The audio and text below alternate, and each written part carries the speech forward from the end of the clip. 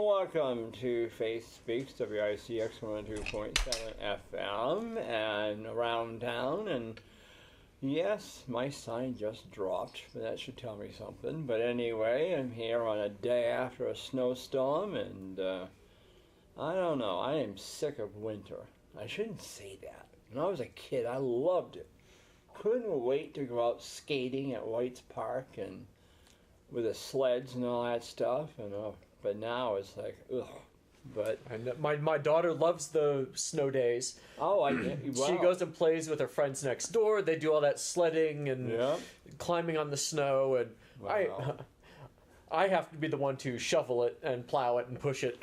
This is how I don't have nearly as much fun as she does. Because you're in Pembroke, though. Yes. But when you were in Concord, because Concord, first off, I'm visiting here today with Father Jason Wells, who's the president of the, I guess the executive director of the New Hampshire Council of Churches. But a little bit of history, I won't give you much, but a little bit. Years ago, when I was a kid, Concord, if they were going to cancel school, you had to listen to the air horn at the fire station. Oh, interesting. Because they would announce it, they would blow the horn 3 times. And they would do it for a while, just so people could. That meant school was closed. Or you put on WKXL AM radio, and they would come over saying the same thing. School is closed in Concord today.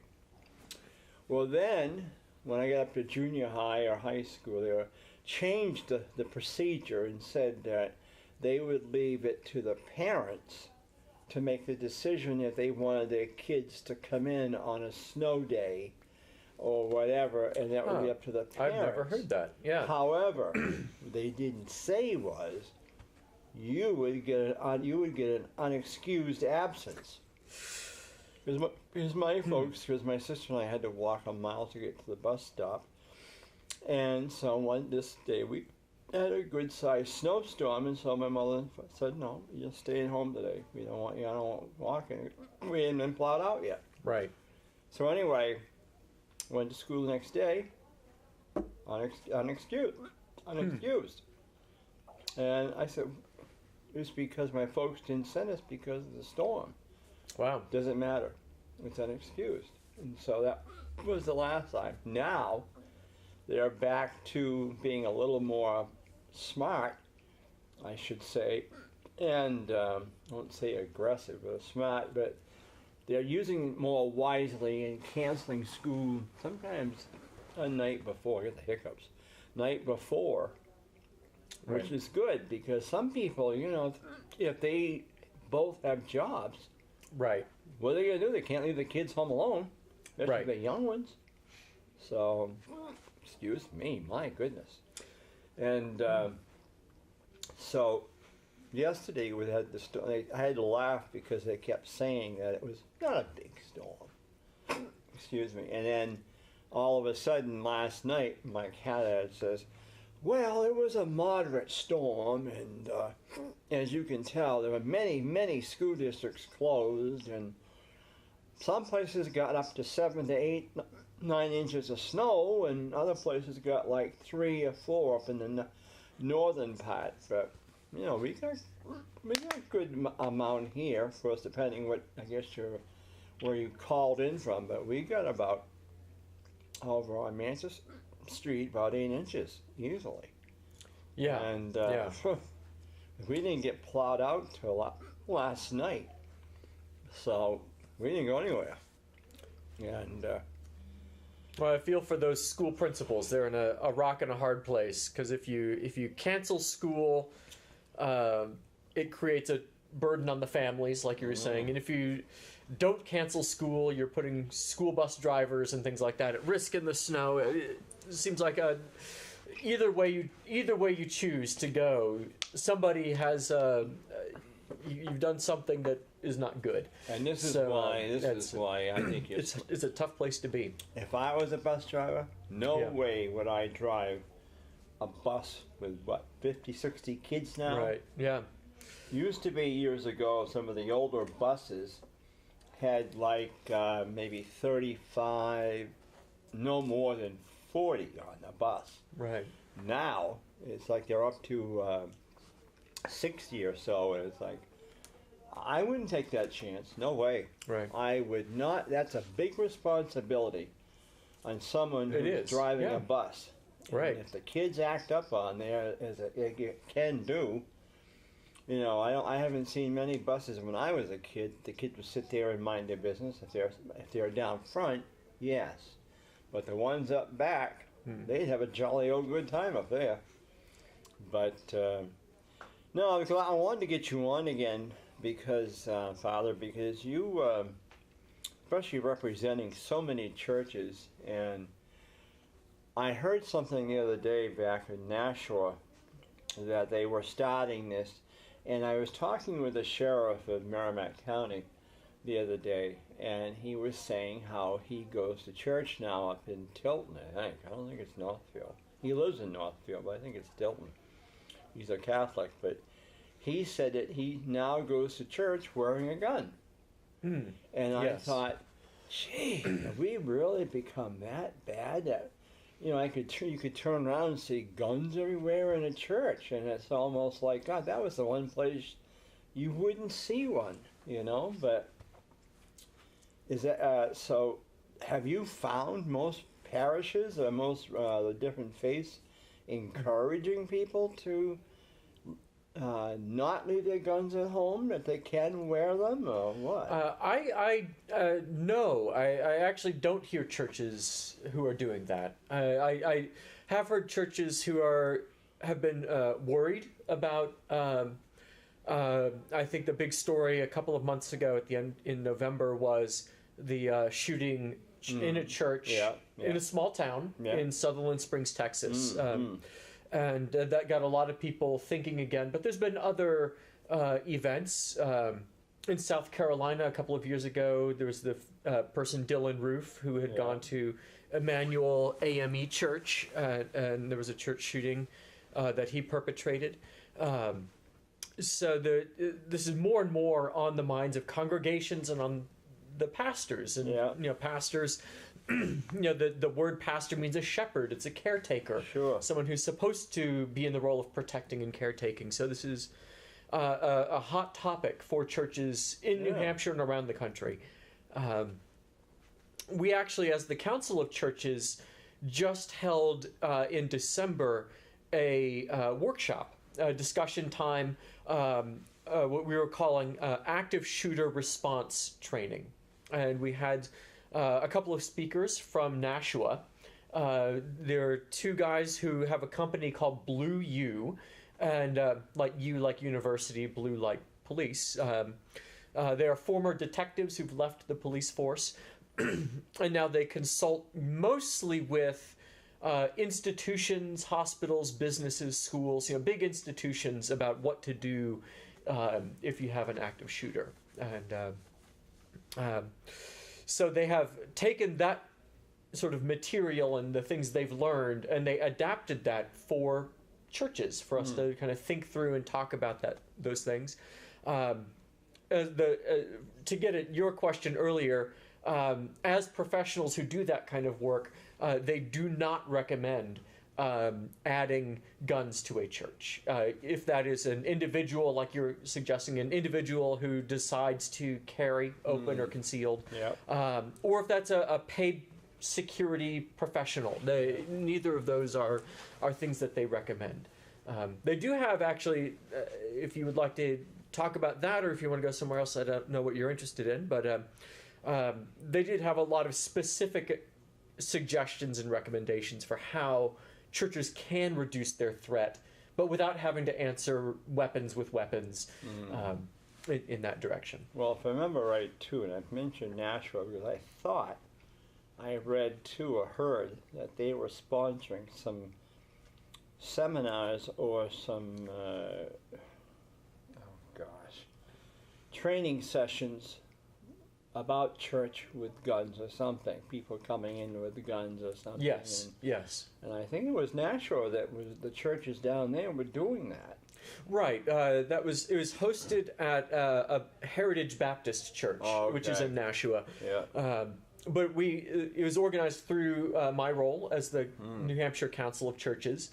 And this is one of those places where the role of a council of churches makes a lot of sense. That this was something that there were about 200 people there. It was a church. They put it in their church, and it was just packed full. They were bringing in extra chairs. Wow. Because so many people want to talk about this and think it through.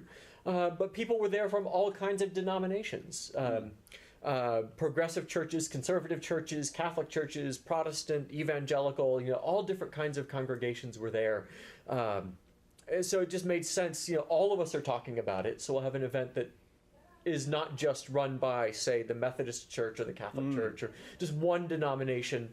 And there are some churches who've been reaching back out to us to say, well, that was all well and good in Nashua, but we are looking actually to try to put together similar events in Manchester and Concord, and even up in Lancaster, because Nashua is a real long way from some parts of our state. Of course. Yeah.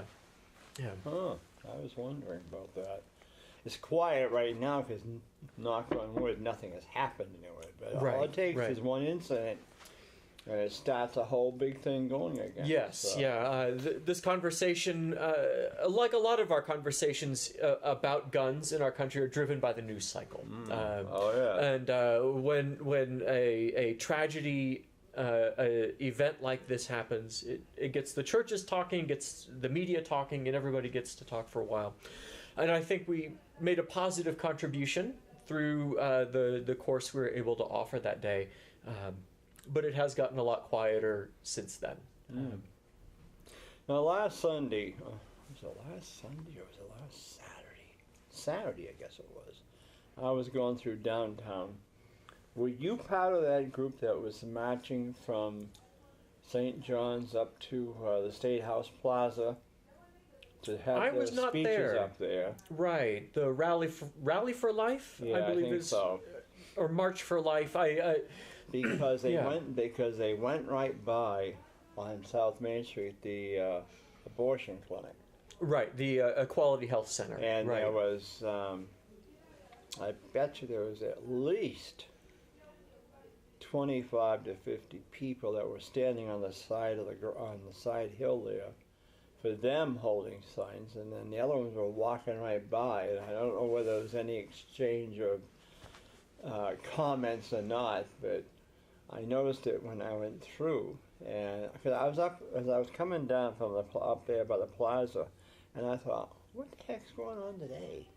I couldn't figure it out. Then I saw people walking up from North Main Street from South Main, and some of them had signs that they were going to hold up or something, and yellow balloons or something. And I said, oh, now I know what that is.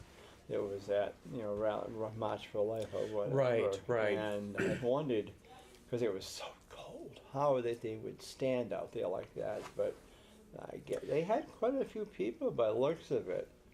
And yes, yeah. I saw the photographs in the newspaper. I was not able to be there. For me, that was Martin Luther King weekend, which is a big celebration weekend for churches around the state. So I was pretty busy with that. But I did see the photographs, and I know there was a mass at Christ the King, formerly St. John's, and people had walked up past the Equality Health Center to the Capitol steps, where there was, I guess, some speakers. There was some rally. Yeah. Yes. So then, and then I thought, because I saw Bishop, the Anglican bishop. Father Christian Tudor. Yes, yeah. He was. They had his picture in the paper. Oh, okay. Because I noticed. I think I did see him up front. Yeah, and he had his hat on there or whatever. His chapeau, whatever. But I thought, and of course the Knights of Columbus were marching there too. Yeah. But I said, I wondered if you were there on that. But do you tend to not get involved, or you just kind of give your blessing and just kind of turn your other way? How's that? That kind of puts you right in the middle, really. It sort of does. Right now, the Council of Churches has not taken a public stance on life issues the way that individual churches do, like St. John's. I know there is a very active Right to Life group in the state. From the perspective of the board, of the Council of Churches, that is something that we do try to work where there is agreement among the denominations. And of course, pro-life, pro-choice is not a place where our country is in agreement, and our denominations do not agree either between themselves or even within themselves. I know the Episcopal Church has sort of groups within it that are used to be called the National Organization of Episcopalians for Life, NOEL or NOEL, and I think they've changed their name since. And there are other groups like the Religious Coalition for Reproductive Choice. So it's not a place where, as a coalition, we can act as one body. So we tend not to take a public place like that. So individual churches are there, and I imagine there are faithful churchgoers, like you mentioned, Christian Tudor, who were in the March for Life, and I suspect there was more than one faithful Christian who was standing on the other side with the Equality Health Center. So they all have places in churches around our state, and that's just a place where, without that unanimous kind of agreement, the council does not make a public witness. That's one well thought. Yeah. And of course now too, as we're coming, the month is half gone, and I'm sure you must be looking toward Ash Wednesday. Yes, Ash Wednesday. This year is February 14th. I know, of all days. Which we also know is Valentine's Day. I know, that's going to be interesting. Yes. I mean, it's not in the Catholic Church, it's not a church of obligation to go that day, but it is a big day for people to go. Yes, absolutely. If people are able to go to church, they do. It is Ash Wednesday is a day which is usually a day of fasting, remembering the 40 days of Lent which are coming, and the 40 days which Jesus spent fasting in the wilderness after he was baptized, and as a lead up into the celebration of Easter. So fasting may not be what people have on their minds for their Valentine's Day dinners. People make their judgment calls on how they want to do that. It's the middle of the week, so I think at least my wife and I will save our Valentine's Day romantic time, our dinner out, for another night, just because it's the middle of the school week, a work week. Well, is Ash Wednesday? It is always on a Wednesday, then. It is always Wednesday. Okay. It is a set number of days before Easter, because Easter is always Sunday. Those 40 days plus a few are always on a Wednesday. Of course, the Orthodox are about a week after us or something in that area. Yes, I can't speak with a lot of clarity, but I know Lent for the Orthodox generally begins the Sunday after, that sort of first Sunday of Lent, rather than Ash Wednesday. And you're right, the counting of days is done a little differently. One of those technical details. Now you're going to stand on North Main Street and offer ashes, like some of them do now? I am already planning. I have done that and organized that in Concord for several years. I think I saw you in a car one time when you drove by. We had I got what we called Ashes to Go. And I was just talking to my colleague, Reverend Kate Atkinson at St. Paul's Episcopal Church. Reverend John Hopkins at Concordia Lutheran Church has worked with us on that a lot. So we've offered, I know at other places in the state, I know folks, I think in Keene and Portsmouth have also done that activity. And it's always enjoyable. It's there are people I know every year who come by. We are usually there at the lunch hour on Ash Wednesday. And being in downtown Concord, there's a number of folks who are out for their lunch. They're on their way in the middle of their work days, around noon and 1 o'clock. And there are folks for whom their work schedules really don't let them get to the Ash Wednesday Mass in their parish or a service at their church. If they work early or late. One of my favorites, I think every year we see a woman who comes by, and she is a school bus driver. So she's always taking kids to school in the morning, so she can't go to a morning mass. And at the end of the day, she's driving kids home from school. And she is devout. She wants to go to church, and the way life is, her work schedule won't allow it. So it's just a little moment for people to take some time out of their day and sort of acknowledge and remember the reason for that day. All right, I'm going to back you up to something Yeah. you said. Ash Wednesday is a day where you're supposed to fast and all that. But yet, you just said at noontime, when people are going to lunch, Right. they can get there. Now, how in the world can they be doing both things? I mean, are they pretending just to not have lunch, or? Well, I know different denominations have different sort of will treat fasting differently. So there is even biblically there are different sort of kinds of fasting.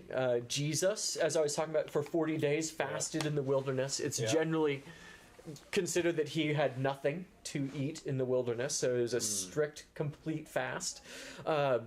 We know of John the Baptist, who lived in the wilderness also, but it says in the Bible he would eat wild honey, right? The phrase we hear in Advent time from the Gospels is that he ate locusts and wild honey, which is not attractive, but it's not nothing.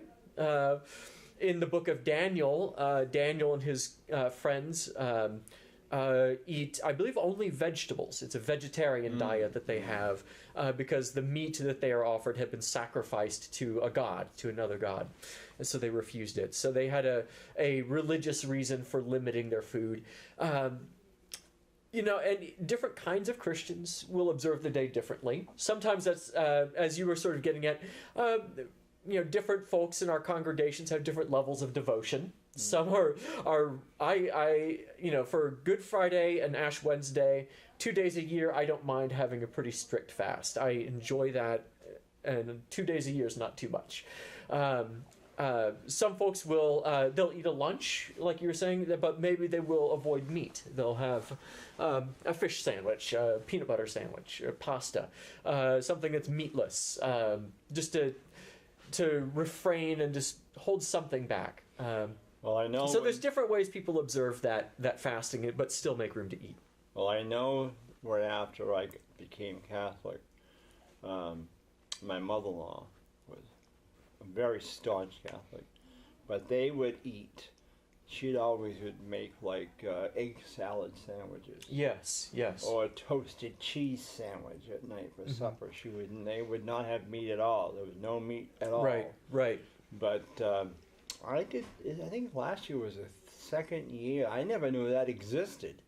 And I saw Bishop Tudor down there 2-3 years ago. He was on the State House Plaza, and I said, "What are you doing there?" And he said, "Well, I'm doing ashes. Would you like something?" I said, "Sure." So I got my ashes in. And then last year, I think it was you or whoever was on North Main Street by the clock tower there. Yeah. I pulled over and got my ashes there too. Yes. And because it does, because the state was meeting on Wednesday. Now they're on Thursday, but still, it was easier for me because I didn't know how long we were going to be in the State House. Yeah, So- yeah, exactly. You don't know how long the legislative day will go, and you can, especially if you come to the State House from somewhere far away, the travel to get back to home and where your church is. And You might want to go to church, but it may be extraordinarily difficult. And if the Pope is going to let people go out to eat at night for Valentine's, he'll lift it up a little bit, or what do you do on that one? I doubt the Pope would weigh in on it. I always try to remind myself that the Pope is the leader of global Catholicism. And I think St. Valentine's Day, the way that we observe it in the United States, is not really a global thing. No, it's not. But I don't know. Maybe your local bishop, you'd have to ask him, or the U.S. Bishops Conference or something. And then, of course, now the flu epidemic supposedly has hit New Hampshire. And I wonder, like last year, I can remember we didn't have, they did not offer the blood of Christ or the wine there for communion for, I think it was at least 4 or 5 months. They've That been will offering happen it, in but I many think- churches discuss that usually in January, February. Yeah. Every couple of years we get a bad flu epidemic, yeah. and those discussions come up about. Usually there have actually been a number of scientific studies on sharing a chalice for that from the perspective of germs, and most from the science perspective that chalices that have silver and gold on them are not good environments for germs to live very long, and the wine which is consecrated has an alcohol content, which is actually a reasonably good way to kill germs. So it is more germ free than you would expect, more so than sharing a plastic cup with water. But still, there is wisdom in trying to find ways to not use the chalice or to offer another blessing or something like that. I get a kick out of watching the altar servers. We have a couple here at Immaculate that can take the blood of Christ. Yes, yeah. And boy, they just... Wow, I said to Father, I said, you better watch these kids. These kids aren't just taking a sip. Right. They're taking a good... Well, and then you still have the other adults who like to dip their... I shouldn't say wafer. the host, the consecrated host. Yeah. And they're not supposed to do that, but they dip it in, and no one says to them anything. You're not supposed to do that. And that actually tends to be the way they talk about germs, is that sometimes when people dip that host into the consecrated wine, their fingers will touch that, and that winds up being a way that germs spread. But hopefully you have altar servers and such who, there are adults who are watching behaviors, and more people watching and being aware is how parish communities stay safe, by people watching and being aware and taking care of each other and doing things and having responsible adults in the room. And lastly, before we close, have you heard of any word with St. Peter's yet? Anybody? I know they say it's been sold. No, it hasn't. Yes, it has. Another church has bought it. Have you heard of any other church has bought that yet? I cannot say, but this is St. Peter's in northish Concord. Yeah. Up there in North States. Yeah, I know. In other years, it has served as the cold weather homeless shelter. It didn't this year because it's been fully sold.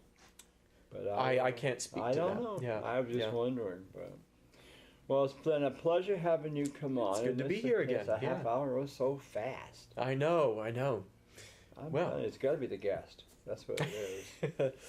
Well, you take care and be careful out there in the snow in the winter again, and you bet. especially when you drive all around the state. Yeah. I'm in stuff. between Concord and Manchester a lot these days, so Well, I was very glad today I'm just in Concord and don't have to go anywhere else. So. Well, you be careful, and we thank you for coming on again. And it's good to be here.